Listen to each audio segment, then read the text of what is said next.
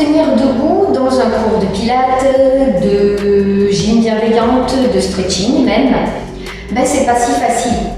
On a tous des tendances où on va plus volontiers vers l'avant avec le dos qui s'arrondit.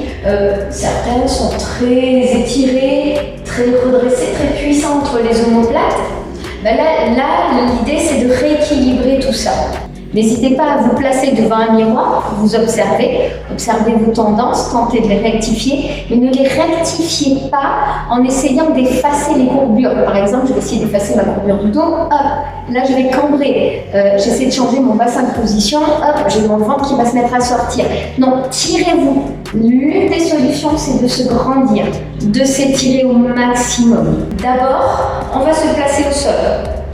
On essaie d'avoir les pieds à la largeur des crêtes iliaques. Ce sont les petits os saillants à l'avant du bassin. Imaginez que vous tirez un fil à plomb et ça descend, les pieds sont pile en dessous. Les pieds sont parallèles autant que possible. On n'est pas au millimètre près. Une fois que vous êtes là, ben vous grandissez, vous vous étirez. Vous imaginez que vous êtes sous une toise comme quand vous étiez petit et que vous essayez de grappiller des centimètres en tirant sur votre colonne. Déjà rien que ça, on peut essayer de ressentir une légère mise en tension des abdominaux.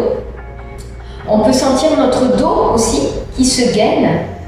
Attention à garder les bras bien relâchés.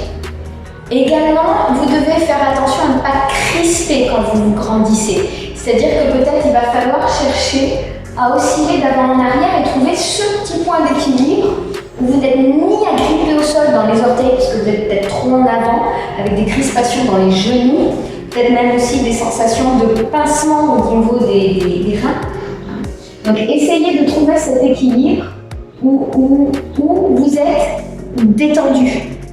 Les énergies circulent de haut en bas sans qu'il y ait de point de pression, de nœud.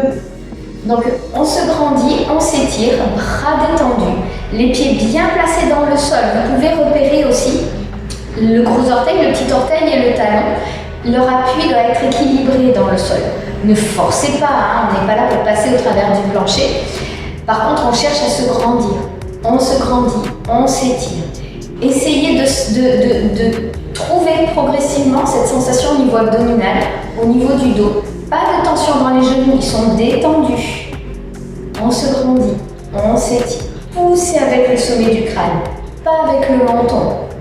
On redresse au maximum. Rien que ça déjà, ça vous fait travailler un muscle qui s'appelle le transverse.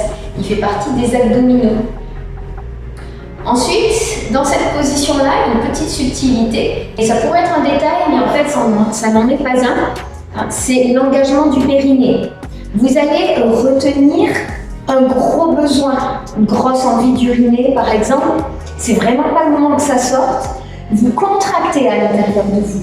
Vous essayez de sentir ce que ça provoque au niveau du bas de votre dos, au niveau du bas de votre ventre. Donc vous allez peut-être sentir votre coccyx qui est entraîné vers l'avant et l'espace là que vous avez entre vos deux crêtes iliaques qui va se mettre en tension, qui va se tendre. Donc ça va monter, ça va s'enrouler tout en bas et ça va devenir solide ici. Ça va se gainer ici. Donc une fois que vous combinez, vous appuyez dans le sol, cette intention de grandir et ce mouvement de retenir un besoin, il y a de fortes chances que vous ayez une bonne posture debout pour enchaîner des mouvements d'épaule, des équilibres et ainsi de suite. Donc voilà pour la posture debout qui, je vous rappelle, n'est pas si facile.